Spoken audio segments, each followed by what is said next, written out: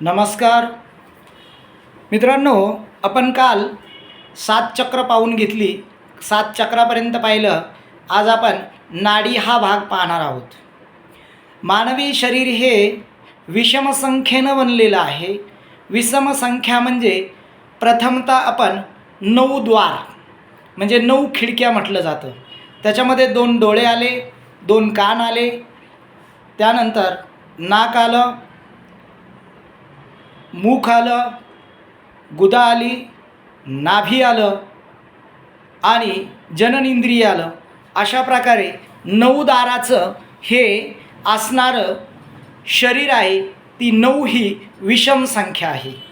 त्याच्यामध्ये दुसरं स्थान आलं ते म्हणजे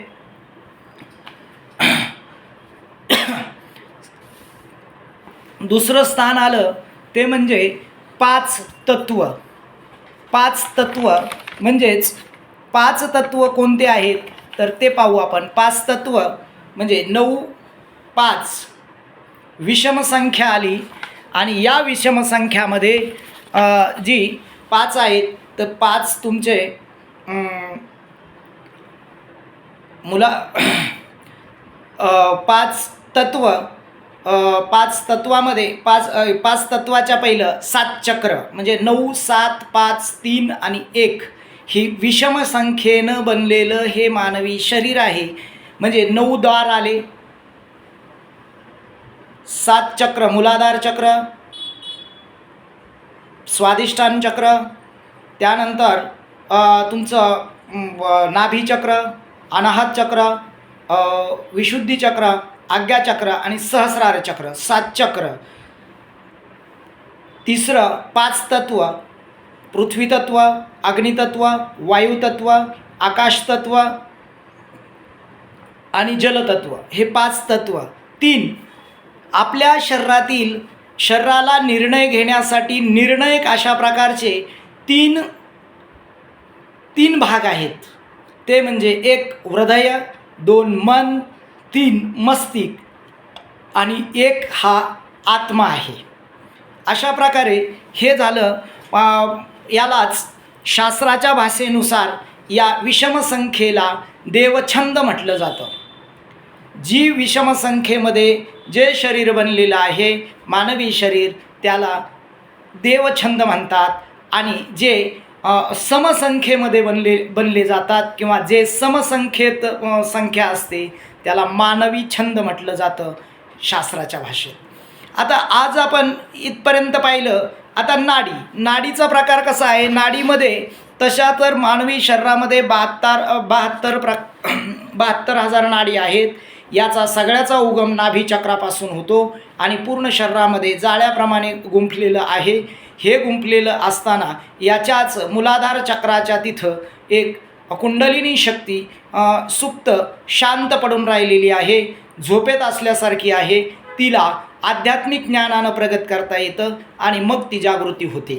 म्हणजे जसं आपण आत्ता 7 चक्र पाहिले, 7 चक्राचा प्रकार पाहिला त्याच्यामध्येच ते येतं. आणि मुख्य म्हणजे नाडीमध्ये 14 प्रकार पडतात. मुख्य 14 प्रकार पडतात. त्यापैकी 7 नाडी ह्या खालच्या भागाकडे प्रभावित असतात आणि 7 नाडी ह्या वरच्या भागाकडे प्रभावित असतात मानवी शरीरामध्ये. त्याच्यापैकी जर प्रथमतः आपण जर पाहिलं तर उजवी नाकफुडी जी आहे त्या उजव्या नाकफुडीला सूर्यनाडी म्हटलं जातं. म्हणजेच सूर्यनाडी ही पुरुषत्व प्रदान करत असते. पुरुषत्वाचे गुण तिच्यामध्ये भरभरून असतात. सूर्यनाडीचा रंग लाल असतो. सूर्यनाडी ही उष्ण प्रवृत्तीची असते. तिची ऊर्जा ही ती सदैव उष्ण ऊर्जा प्रस्थापित करीत असते. आणि सूर्य ऊर्जामध्ये जी उष्ण ऊर्जा असते सूर्यनाडी ही कंटिन्यू आपला प्रभाव उष्णतेच्या गतीनं प्रभावित करीत असते. डावी नाकफुडी जी आहे त्या डाव्या नाकफुडीमध्ये चंद्रनाडी प्रस्थापित असते. चंद्रनाडी ही शीतल असते. नाडीचा रंग हा सफेद असतो आणि चंद्रनाडी ही निगेटिव्ह वेव्ह म्हणजेच तुमची स्त्रीलिंगी गुणधर्म प्रास्थपित करीत असते. ज्या पुरुषाची किंवा ज्या माणसाची स्त्रीनाडी चंद्रनाडी जास्त ॲक्टिव्ह आहे, याच्या शरीरामध्ये स्त्रीचे गुणधर्म प्रास्थपित असतात. तो कोमलता आणि शीतलता प्रास्थपित करत असते. त्याच्यानंतर जी मध्यमाला जी नाडी आहे तिला सुषुम्ना नाडी म्हणतात. सुषुम्ना नाडी हिलाच ब्रह्मनाडीसुद्धा म्हटलं जातं. ही ज्या वेळेला सूर्यनाडी किंवा चंद्रनाडी या दोन्ही नाड्या बंद असतात त्यावेळेला तुमची ही सुषुम्ना नाडी चालू असते आणि सुषुम्ना नाडी ज्यावेळेस चालू असते त्यावेळेस या दोन्ही नाडी बंद असतात. एखादा जर योगी असेल, योग यम नियम यानं जर योग अभ्यास करीत असेल तर त्या मानवाची चंद्रनाडी ही दिवसा काम करत असते आणि सूर्यनाडी ही रात्री काम करीत असते. कारण दिवसाच्या उष्णतेमुळे शीतलतेची गरज असते. मग आपली चंद्रनाडी ही शीतल असल्या कारणानं ती दिवसा प्रास्थपित करते, दिवसा चालते आणि रात्री शीतलता गारवा असतो म्हणून सूर्यनाडी काम करते. असा तो परमपद योगी असतो. तो योगी त्याच्या नियमानुसार किंवा आपल्या शरीराला तो स्वतःहून अशा नाडीमध्ये प्रास्थपित करत असतो.